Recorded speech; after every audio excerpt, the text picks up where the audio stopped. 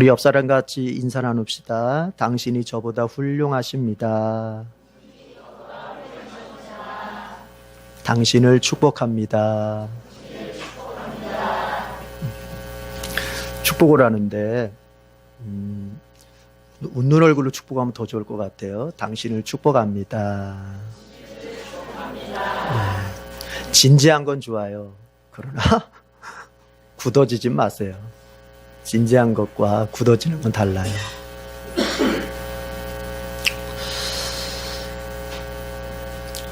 성경에 복음서가 4개가 있습니다. 마태복음, 마가복음, 누가복음, 요한복음. 복음서가 왜 4개일까? 하나여도 충분할 텐데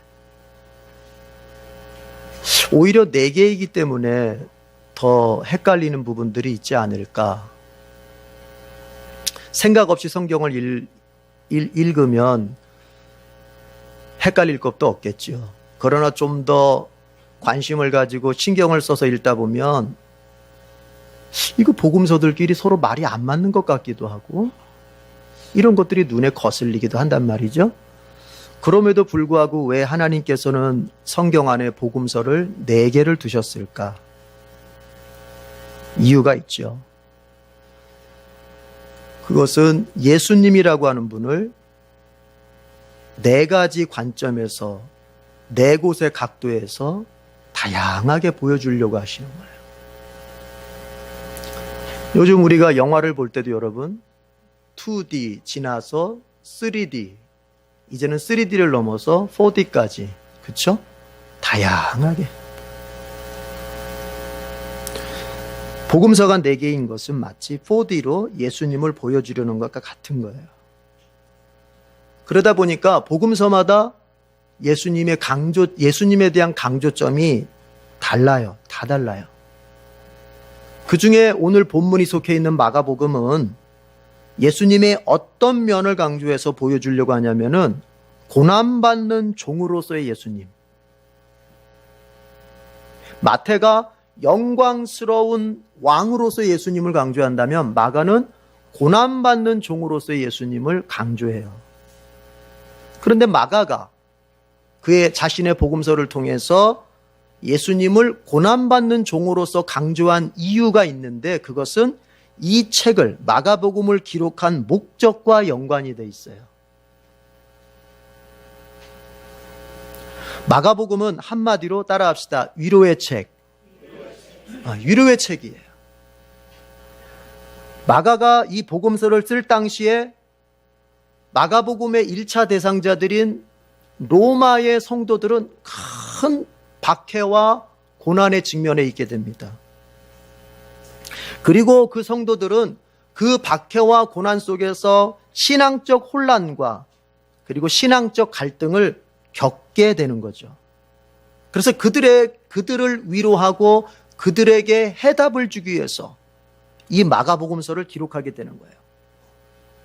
당시에 로마에 대형 화재가 일어났어요. 우리도 지금 사회에 대형 화재들이 몇 가지가 일어나면서 사람들이 많이 희생됐습니다. 큰 뉴스거리가 됐어요.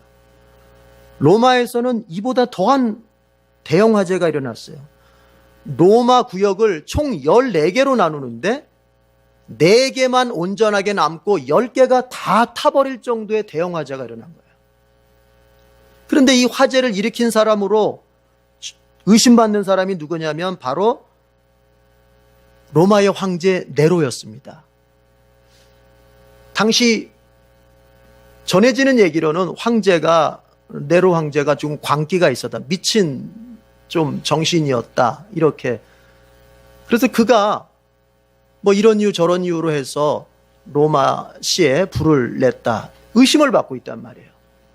그러니까 네로 황제는 자기에게 지금 쏟아지고 있는 이 의심의 어떤 방향을 좀 바꿔야 되겠는데 이걸 어떻게 돌리냐면은 그리스도인들이 불을 질렀다. 기독교인들이 불을 질렀다. 예수 믿는 사람들이 불을 질렀다고 해가지고 그 의심의 방향을 그들에게 돌려버려요. 이렇게 되니까 로마 국민 전체가 기독교인들을 박해하는 그런 상황이 벌어지게 되는 거예요. 그 전에 박해는 황제가 마음에 안 들면 황제가 어떤 법을 통해서 이렇게 박해를 했다면 이때의 박해는 상황이 달라요.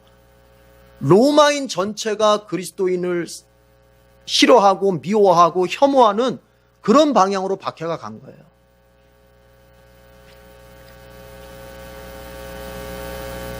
이런 박해와 고난 속에서 교회는 혼란스러웠습니다.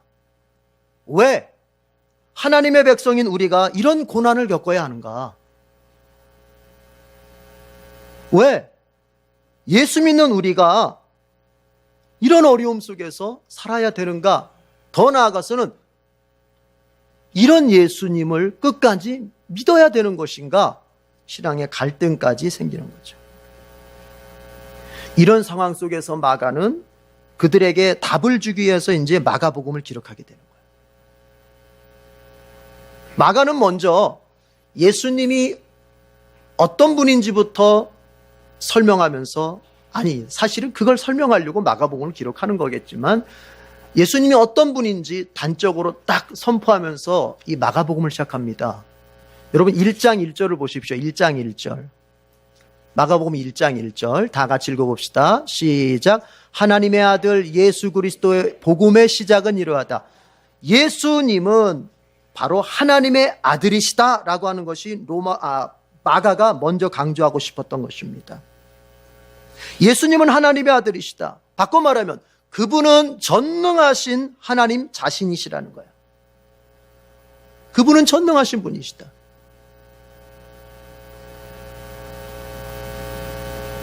전능하기 때문에 무엇이든지 원하는 대로 할 수 있고, 무엇이든지 바꾸어 놓을 수 있고, 무엇이든지 다 해낼 수 있다. 그런데 마가는 이런 하나님의 아들이신 예수께서 또 하나의 정체성을 가지고 있는데 그것은 뭐냐면 고난받는 종이라는 거죠. 예수님은 전능하신 메시아 하나님의 아들이지만 그 전능의 능력을 가지고 자기의 어떤 영예를 추구하거나 자기의 이익을 추구하거나 사람들에 의해 굴림해 가지고 사람들에게 뭔가 인기를 누리는 그러한 삶을 산 것이 아니라 그분은 종으로 오셔서 하나님을 섬기셨고 종으로 오셔서 사람을 섬기셨다. 심지어 하나님을 섬기고 사람을 섬기는 종의 삶을 감당하기 위해서 그는 고난, 심지어 십자가에서 죽는 고난까지도 달게 감당했다. 마가복음 10장 45절은 마가복음 전체의 핵심 구절이에요. 인자가 온 것은 섬김을 받으려 함이 아니라 도리어 섬기려 하고 자기 목숨을 많은 사람을 구원해내는 대성물로 주려고 이 땅에 왔다라고 선언하시는 그 10장 45절이 마가복음의 핵심 구절이에요. 고난의 종으로 이 땅에 왔다는 것입니다. 예수님께서. 그러니까 전능한 능력이 있어서 이 고난쯤은 주님이 없애버릴 수 있어요. 니네가 나를 박해해? 누군가가 나를 박해한다면 박해하는 그에게 더 몇 곱절로 대갚아줄 수 있는 힘이 있고 능력이 있고 권세가 있는 분이란 말이에요. 그러나 그렇게 하시지 않고 예수님 팔에다가 못을 박아? 주님은 어떻게 하실 수 있냐면 박으려고 했던 못을 돌려서 그 사람 이마에다가 꽂히게 할 수 있는, 예수님의 발에다가 못을 박는 그 순간에 예수님께서 전능의 능력을 발휘해서 못을 박으려고 했던 그 사람의 목을 비틀어 놓을 수가 있는 거예요. 그러나 예수님은 그렇게 하시지 않고 순순히 십자가에 매달려 못 박히고 순순히 죽으셨다. 그러면서 자연스럽게 마가가 강조하는 것이 뭐냐면 제자도입니다. 제자도. 그렇다면 전능하신 하나님이시면서도 자기에게 다가온 고난을 하나님의 뜻과 사람을 섬기는 일을 위해서 순순히 고난을 받아갔던 예수님이신데, 그렇다면 예수의 제자된 우리는 어떻게 살아야 될까? 예수의 제자된 우리는 무엇을 추구하며 살아야 될까? 예수 믿는다는 것은 결국 어떻게 사는 것을 의미하는 것일까? 이것에 대해서 생각해 보라는 메시지를 마가는 전하고 있는 거예요. 지금 로마의 성도들은 뭘 당하고 있어요? 고난을 당하고 있어요. 고난을 당하면서 예수 믿는 것에 대한 회의가 들고 예수 믿는다고 하는 것에 대해서 이제 그 마음의 소망이 절망으로 바뀌어버리는 이 시점에 예수 믿는다고 하는 것이 무엇인지, 예수 믿는다고 하는 것이 세상적으로 잘 먹고 잘 사는 것인지, 예수 믿는다고 하는 것이 단순히 이 세상에서 내가 더 많은 것을 예수의 이름을 빙자해서 얻어내는 것이 아니라 예수님이 앞서가셨던 고난의 길을 우리도 따라서 감당하면서 가는 거라는 것을 마가는 말하고 싶은 거예요. 아니, 주님은 우리에게 알려주고 싶은 거예요. 그래서 우리는 마가복음을 읽으면서 도대체 예수 믿는 나는 어떻게 살아야 하는 것일까? 이거를 보게 되는 거예요. 그러나 마가복음은 예수님의 십자가의 고난으로, 예수님의 십자가의 죽음으로 끝나지 않습니다. 예수님의 부활과 예수님의 승천을 이야기하며 마무리합니다. 그것은 뭘 말할까요? 그건 왜 그렇게 할까요? 의도성이 있는 거예요, 다. 예수께서 십자가에서 고난, 하나님의 뜻과 사람 구원하는 일을 위해서 십자가의 고난을, 죽음의 고난을 인내하면서 감당하셨지만 그것이 끝이 아니고 그 뒤에 영광스러운 부활이 있고 영광스러운 승천이 있었다. 그렇다면 예수의 제자된 우리에게도 마찬가지가 아니겠는가? 우리가 당하고 있는 이 고난, 신앙 때문에 겪고 있는 이 고난, 신앙 때문에 겪고 있는 이 아픔, 신앙 때문에 겪고 있는 이 어려움들이 끝이 아니고 우리의 결론이 아니고 우리의 인생의 결론이 아니고 우리의 신자됨의 결론이 아니라 이 고난을 넘어서 주님께서 우리에게 주실 영광스러운 부활과 하나님 앞에서 영광스러운 영생의 삶이 우리의 결론이 아니겠느냐? 그걸 바라보고 그것을 믿고 오늘의 고난을 우리 넉넉히 감당하자, 이 얘기를 하고자 하는 것입니다. 사랑하는 성도 여러분, 신자가 싸우는 싸움은요 참 재밌는 싸움이에요. 왜 재밌냐면 승리가 보장된 싸움이에요. 신자가 겪는 모든 일은 최후에는 승리가 보장된 일이요, 보장된 싸움이라는 것이 성경의 약속이에요. 그 과정은 내가 질 때도 있고 내가 실패할 때도 있고 내가 넘어질 때도 있어요. 그러나 결국에는 우리 주님께서 나에게 승리의 면류관을 주신다고 하시는 것이 나로 하여금 마귀를 이기고 죄를 이기고 죽음을 이기도록 역사하신다고 하는 것이 성경의 약속이에요. 최후의 승자는 누구다? 우리 신자다. 이걸 믿어야 됩니다. 여러분, 넘어졌다 하더라도 다시 일어날 수 있는 근거는 최후의 승리는 내 것이기 때문에 그래요. 이런 전체적 맥락 속에서 우리가 이제 본문을 조금 좁혀서 들어가 봅니다. 오늘 본문은 뭐냐면 가버나움 회당에서 예수님께서 설교하시고 전도하신 다음에 이제 회당에서 나오셨습니다. 전도를 마치셨습니다. 그런 다음에 어딜 가시냐면은 자신의 제자 야고보, 요한을 데리시고 시몬의 집으로 가십니다. 29절 다 같이 읽어보죠. 29절. 오늘 보면 29절 시작. 그들은 회당에서 나와서 곧바로 야고보, 요한과 함께 시몬과 안드레의 집으로 갔다. 성경에 보니까 시몬과 안드레의 집이라고 표현된 거 봐서는 또 뒤에 보면 장모가 나와요. 시몬의 장모가 나와요. 그러니까 시몬, 여러분, 시몬은 베드로를 말하지 않습니까? 베드로는 결혼을 한 상태였고 안드레는 동생으로서 미혼의 상태였던 거죠. 그러니까 결혼한 형 베드로가 아직 결혼하지 않은 안드레를 데리고 사는 거예요, 지금. 그러니까 베드로는 동생도 돌봤고 또 뒤에 보면 누가 나와요? 장모님이 나와요, 장모님. 장모님도 돌보며 살았던 거예요, 베드로가. 이런 분위기의 가정, 이런 환경의 가정에 예수님께서 찾아가신 것입니다. 예수님께서 방문하신 거예요.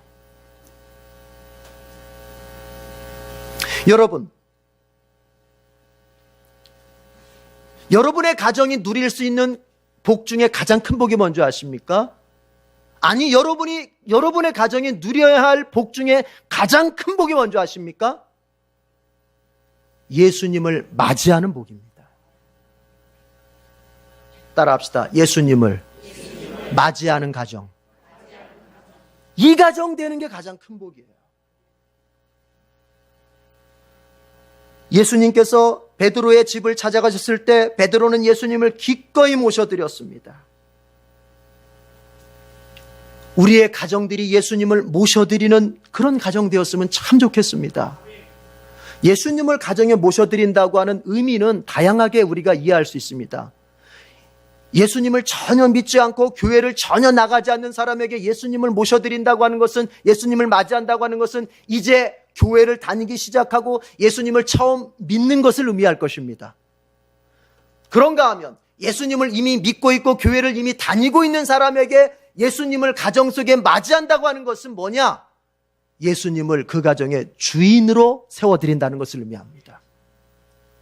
여러분은 교회를 다니고 있고 여러분은 예수님을 믿는 사람입니다. 여러분이 예수님을 여러분 가정 속에 모셔드린다고 하는 것은 이제 내 가정의 주권을 예수님께 넘겨드리고 그분이 내 가정 속에 주인 노릇할 수 있도록 내가 맞이해드린다는 걸 의미하는 거예요. 그게 가장 복된 일인 거예요. 한국 교회사를 읽다 보면 참 감동적인 얘기가 있는데요. 어느 가정이 예수님을 믿게 되었어요.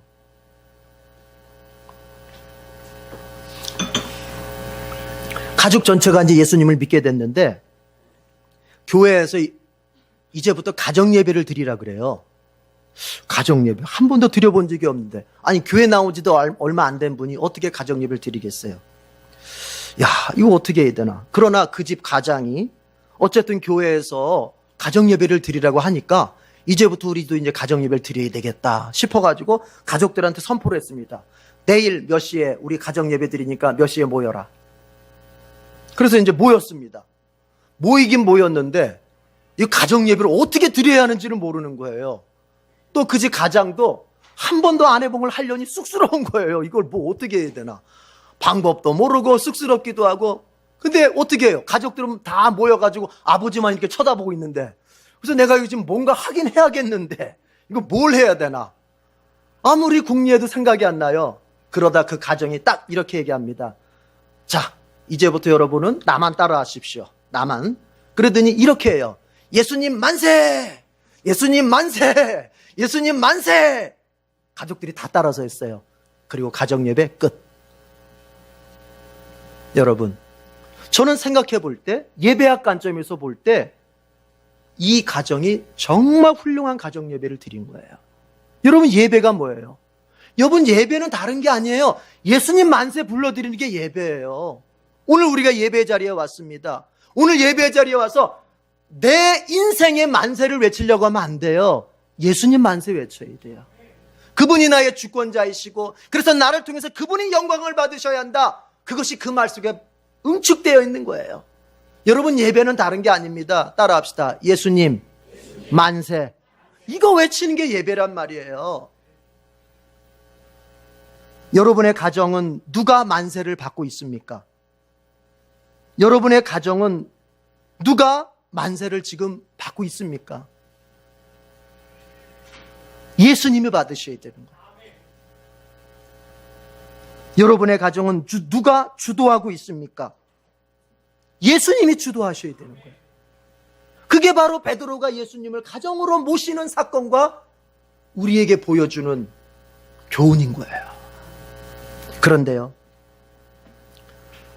우리 에덴교회 모든 가정이 2018년도에는 가족들이 모여서 예수님 만세를 많이 외치는 가정 되기를 축복합니다.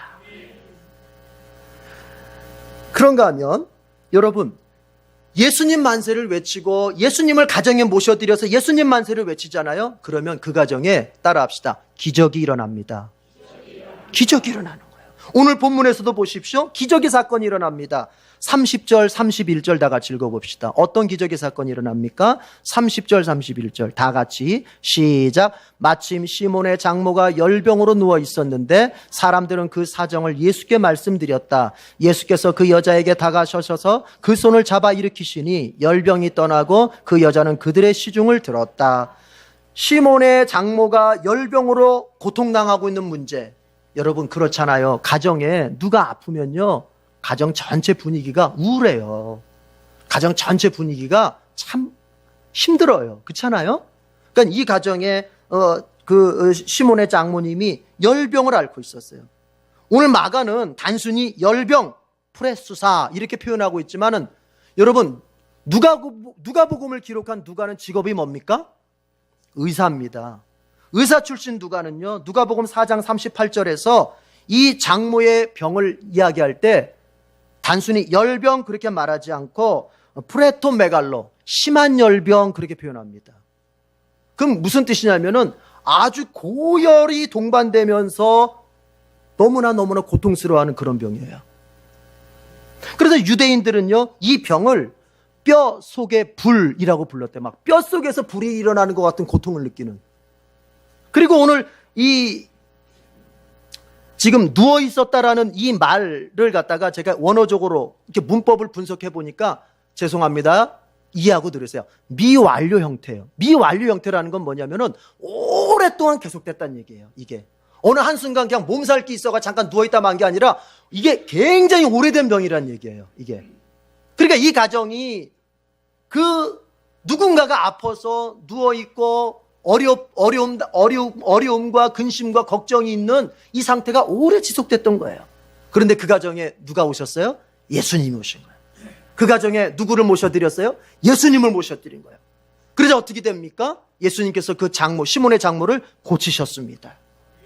여러분의 가정 속에 근심과 걱정과 염려가 있습니다.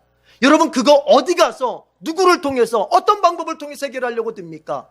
물론 이렇게 저렇게 해결할 수 있을지 모르겠습니다. 그러나 신자는 어떻게 그것을 해결하느냐? 예수님을 가정에 모셔드림으로써 해결하는 거예요. 그것은 가정의 문제뿐만 아니라 내 개인의 문제, 내 직장의 문제 다 마찬가지예요.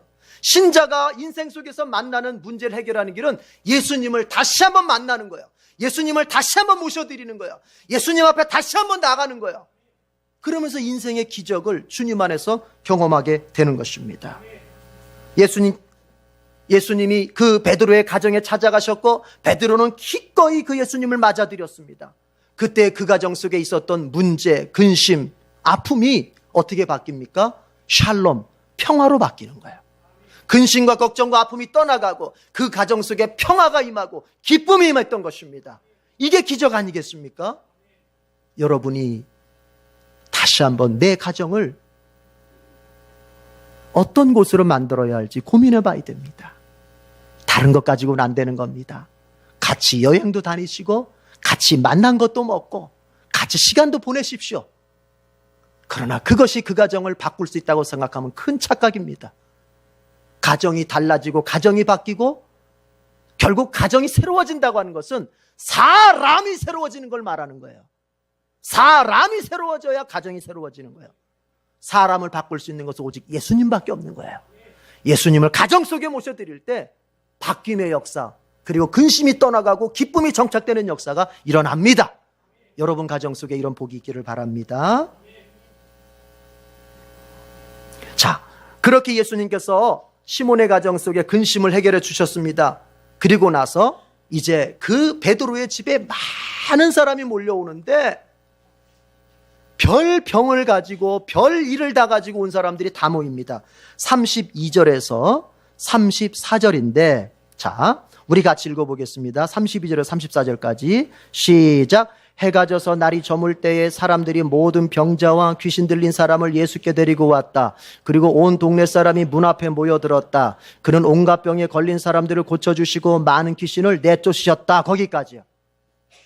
별 사람들이 별의별 아픈 거, 별의별 문제를 가진 사람 예수님께 다 몰려와요.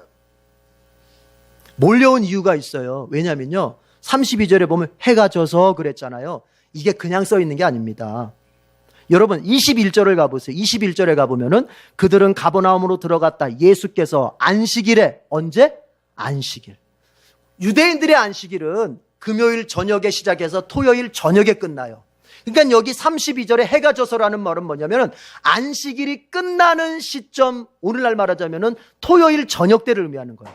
그러니까 해가 짐으로써 뭐가 끝나요? 안식일이 끝나는 거예요. 이게 왜 중요합니까? 여러분 유대인들은 아무리 아파도 안식일 끝날 때까지 기다렸던 거예요. 돌아다니면 안 되니까. 일하면 안 되니까. 그래서 안식일 끝나는 시간까지 기다렸다가 한꺼번에 예수님 앞에 몰려오니까 이게 엄청난 숫자가 몰려오게 된 겁니다. 여러분, 오늘 가만히 보십시오. 병의 종류가 다 다릅니다. 문제의 종류가 다 다릅니다. 34절 보니까 온갖 병에 걸렸다고 합니다. 별의별 병이 다 있습니다. 별의별 문제가 다 있습니다. 인생 살다 보면요, 이 가정은 이 문제, 저 가정은 저 문제, 이 사람은 또 다른 문제, 또 다른 아픔, 별의별 인생의 아픔과 문제를 안고 살아가요. 그런데 보세요, 문제의 종류는 여러 가지고 병의 종류는 여러 가지고 아픔의 종류는 여러 가지라 할지라도 해결자는 오직 한 분, 예수님뿐입니다. 그걸 말하는 거예요. 여러분이 어떤 종류의 문제를 가지고 있든지 여러분, 주님 앞으로 나오면 주님이 다 해결해 주십니다. 삶은요, 문제투성이에요. 전도서를 한번 읽어보십시오. 전도서가 어떻게 시작하고 어떻게 마무리됩니까? 삶이 헛되고 이렇게 시작하지 않습니까? 그 전도서를 기록한 사람을 학자들이 추정할 땐 솔로몬이라고 봅니다. 정확히 그 안에 나오진 않았으니까 추정합니다. 솔로몬 어떤 사람입니까? 우리가 볼 때는 현실적으로 문제를 가질래야 가질 수 없는 사람입니다. 권력이 있는 사람입니다. 돈이 있는 사람입니다. 심지어 똑똑한 머리가 있는 사람입니다. 그 사람은 모든 외교적 관계, 인간관계가 탄탄한 사람입니다. 그 사람은 우리가 소위 말하는 현실적 조건으로 따지면 인생에 문제가 없어 보일 사람입니다. 그런데 그가 뭐라고 말합니까? 사는 게 헛되다. 이게 무슨 의미일까요? 가진 것 많고 누리는 것 많은데도 뭔가 그 사람 안에도 해결하지 못하는, 채워지지 않는 인생의 어떤 문제를 안고 있다는 얘기예요. 그게 사람이에요. 그게 사람이라고요. 그래서 어떤 인간도 예수님 앞에 나오지 않을 수가 없는 것은 문제 없는 인생은 없고 아픔 없는 인생은 없다는 걸 아셔야 돼요. 누구 앞으로 나와야 돼요? 예수님 앞으로. 너희가 마시는 물은 먹어도 또 목마를 것이다. 그러나 내가 너희에게 주는 물은 영원히 목마르지 않을 것이다. 주님 앞에 나와야 돼요.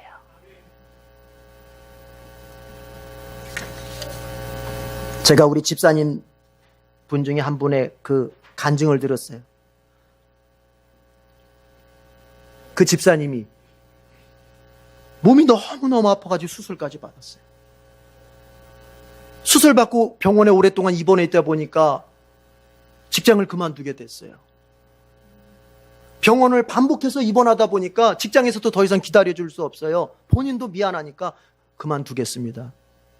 직장을 그만뒀어요. 여러분, 직장을 그만두니 수입이 어디 있습니까? 먹고 살 일이 막막합니다.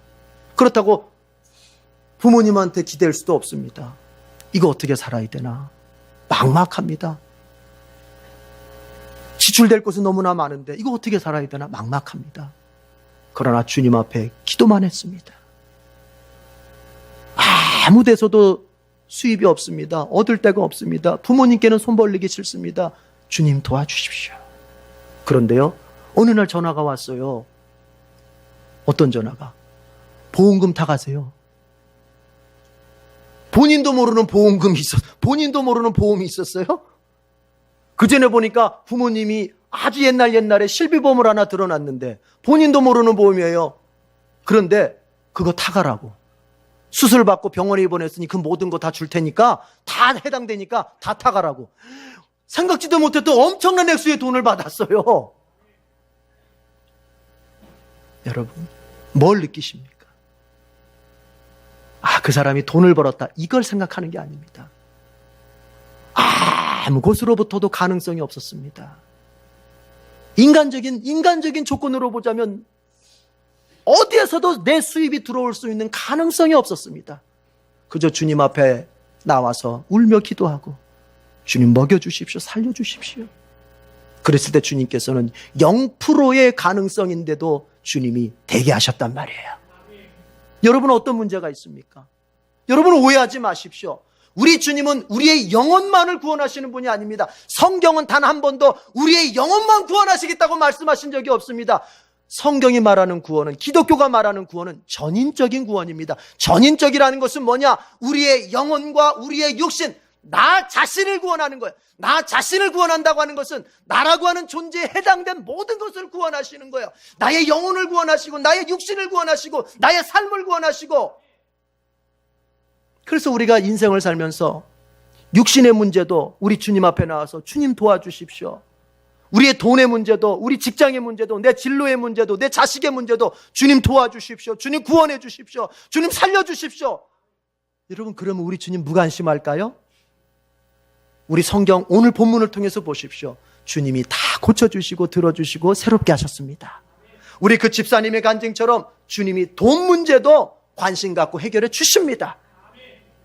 이런 건 아니죠. 물론 예수 믿고 우리 예수 빙자해서 부자 되자 이런 얘기가 아닙니다. 정말 주님 믿고서 잘 내가 살고 싶은데 현실적으로 어려운 문제들이 막힐 때 낙심하지 말고 절망하지 마십시오. 우리 주님 앞에 나올 수 있는 길이 있습니다. 주님께 나오면 길이 있는 겁니다. 우리 옆 사람 축복합시다. 주님께 나오면 길이 열립니다. 그렇습니다. 믿음을 가지세요.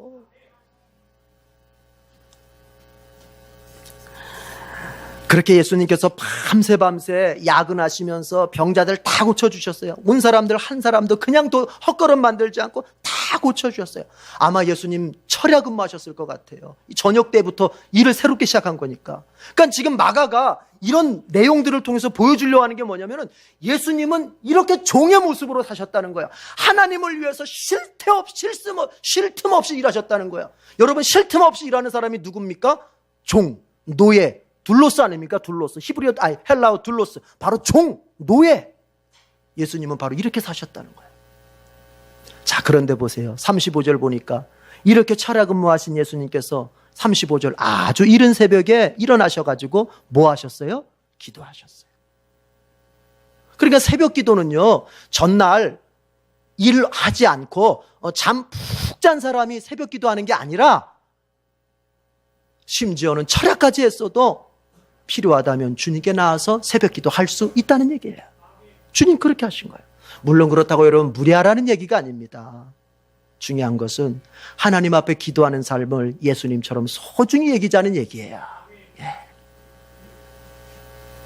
예수님께서 그렇게 기도하고 계실 때 그 기도를 방해하는 사람들이 있었어요. 바로 베드로와 제자들이었어요. 베드로와 제자들이 기도하는 예수님을 찾아왔습니다. 자, 보겠습니다. 38절, 39절.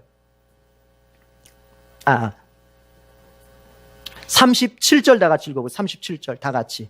시작. 그들은 예수를 만나자 모두 선생님을 찾고 있습니다 하고 말하였다.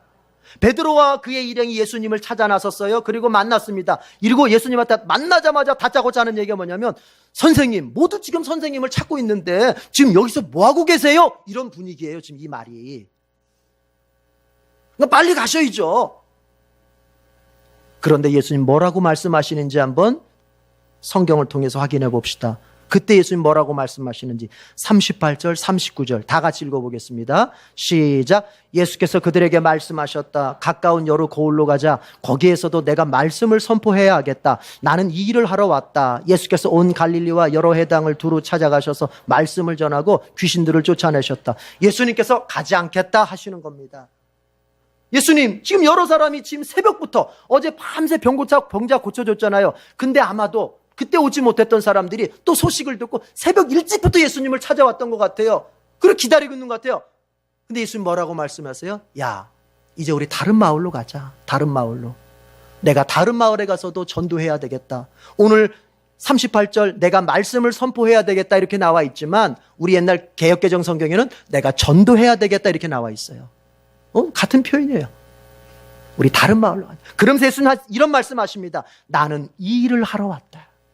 내가 이 세상에 왜 온 줄로 아느냐? 내가 이 세상에 온 목적이 뭔지 아느냐? 내가 지금 여기에 존재하는 목적이 뭔지 아느냐? 전도라는 것입니다. 하나님 나라의 복음을 전하는 것이 예수님의 이 땅에 오신 목적이요, 여기에 존재하는 서 있는 이유라는 것입니다. 여기서 우리가 조심히 살펴볼 게 있습니다. 여러분, 예수님은요 인기 영합주의를 싫어하십니다. 사람들이 알아주고 사람들이 높여주고 사람들이 비행기 태워주는 것을 예수님 그렇게 기뻐하지 않았어요. 여기서 우리가 조심할 게 바로 그런 거예요. 목사인 저도 마찬가지예요. 내가 성도들한테 이런 말 하면은, 성도들이, 우리 목사님 너무 훌륭해. 우리 목사님 너무 좋으셔. 맞장구 쳐주겠지, 좋아해주겠지. 인기 영합주의예요. 여러분, 목회자가 절대로 조심해야 될 게 뭐냐면은 인기입니다. 오늘날 종교 스타가 너무나 많아요. 연예인이 인기를 먹고 살듯이 목회자가 인기를 먹고 살려고 들면 그거는 타락을 할 수밖에 없어요. 사람들이 듣기 좋아하는 말을 할 수밖에 없고 복음을 왜곡해서 전할 수밖에 없는 거예요. 예수님 어떻게 하십니까? 예수님을 찾고 있어요. 빨리 가십시다. 가지 않겠다. 다른 곳으로 가시오. 우리도 마찬가지예요. 여러분, 교회에서 인기 얻으려고 들지 마세요. 교회에서 다른 사람들 앞에서 높임 받으려고 들지 마세요. 우리 6월 달에 권사 이제 피태 갑니다. 여러분, 항존직 직분자를 선거하는 것은 인기 투표가 아니에요.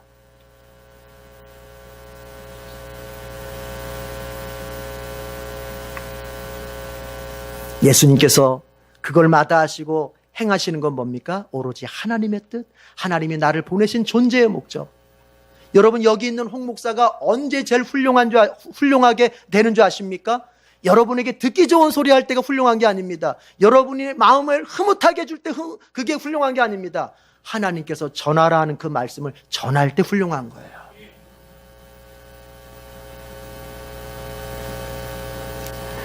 예수님의 목적이 나의 목적이 되어야 됩니다. 예수님의 목적이 신자의 목적이어야 합니다. 예수님의 목적은 복음을 전하는 것이었습니다. 전도하는 것이었습니다. 영혼을 구원하는 것이었습니다. 여러분, 우리의 삶의 목적에 이것이 있어야 됩니다. 돈 벌고 자녀 양육하고 이 세상 잘 살아가게 애쓰는 것, 여러분, 그런 것들은 훌륭한 것들입니다. 계속해서 해 나가야 됩니다. 그런데 이제 보십시오. 그것을 행하는 근본적인 목적은 주님의 뜻을 이루는 것인데, 주님의 뜻이 뭡니까? 교회 밖에 복음을 전하는 거예요.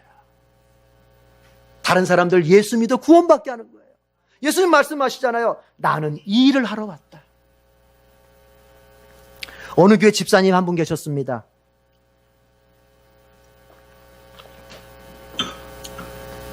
이 집사님은 교회의 전도단이었습니다. 그래서 어느 날 이 전도단이 다른 소도시를 찾아서 이제 거리에서 막 전도를 하기 시작했어요. 잠깐 시간을 내주시겠습니까? 그런데 근데 그 도시의 사람들은 아주 매너가 있었는지 이게 잘 시간도 내주고 얘기도 잘 들어줬어요. 그럼 이 집사님이 복음을 열심히 전합니다. 예수 믿고 구원받는 얘기를 합니다. 그런데 꼭 끝에 가면요, 아니요, 저는 믿지 않겠습니다. 아니요, 저는 교회 나가고 싶지 않습니다. 왜요?